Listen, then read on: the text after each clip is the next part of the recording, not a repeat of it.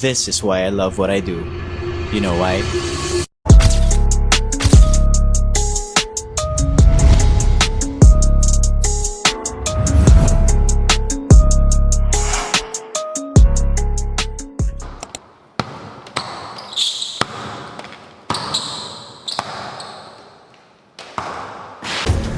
Super hirap talaga ng journey, pero worth it naman kasi ayun, almost everyday talagang skills work talaga, as well as strength and conditioning.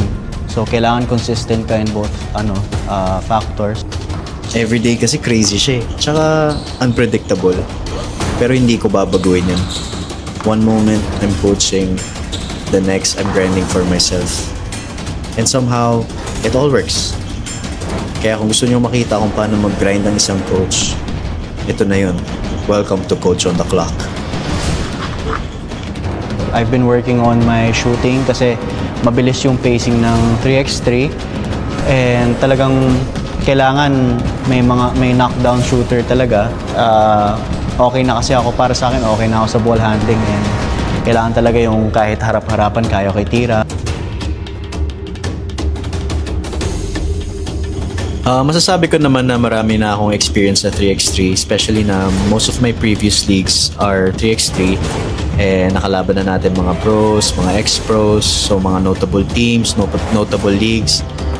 Lahat ng mga lessons na natutunan ko from there, syempre na-apply ko lang dito, lalo na sa Laguna 3x3. Feeling ko ito yung pinakamalaking liga so far.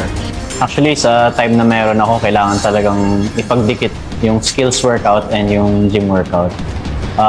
Mahirap siya kasi syempre I can only take on so much after ng skills or vice versa. Minsan nauuna yung gym, tapos skills syempre iba na yung pagod. So hindi na super quality yung workout after, whether if it's skills or gym.